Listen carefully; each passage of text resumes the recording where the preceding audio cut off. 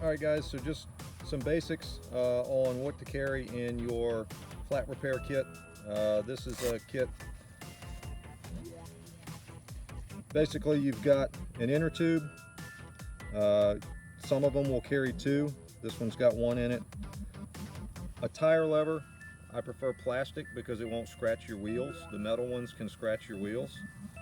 And then you'll have one or two CO2s depending on how many you prefer to carry, and some sort of an inflator nozzle that will go with the CO2. That's the basics. You can carry a lot of other stuff in these saddlebags, but that's kind of the basics of what you would need to change a flat.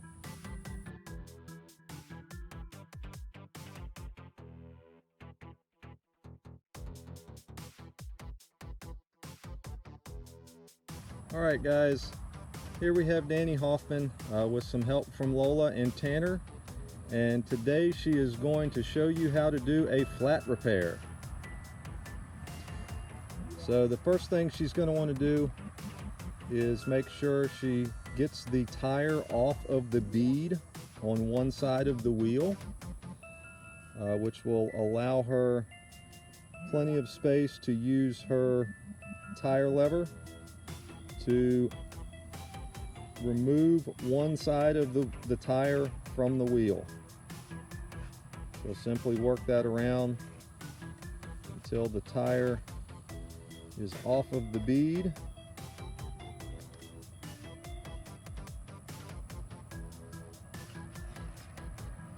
And at that point, she can get to the inner tube. We'll then remove the inner tube.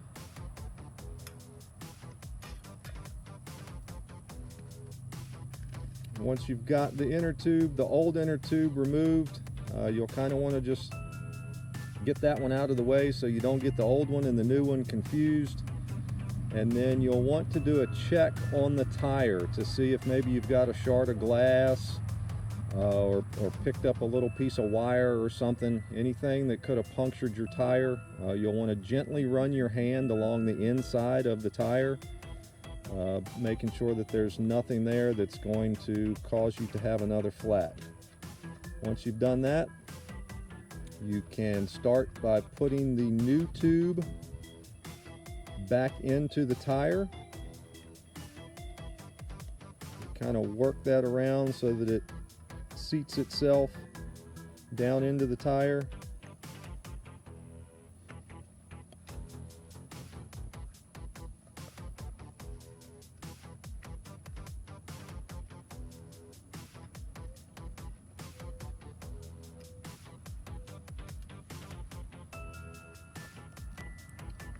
And then you'll want to start to work the tire back onto the rim, making sure that the tube does not get pinched in between the tire and the rim while doing this. Once you get it about 90% of the way around, you'll have to use a little bit of grip strength and get that last little bit of the tire back over the rim.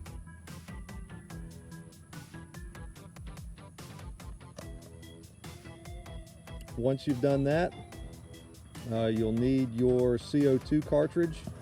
There are a couple different types of CO2 cartridges with different type of nozzles.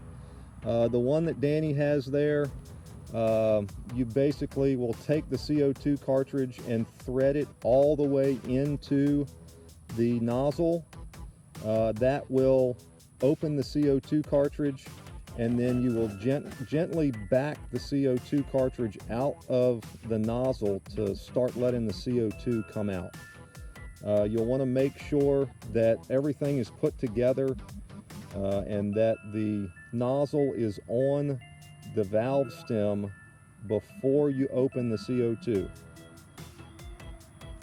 Once that's done, you can basically just empty that CO2 cartridge into the tube, and that will put enough CO2 into the tube to get you home.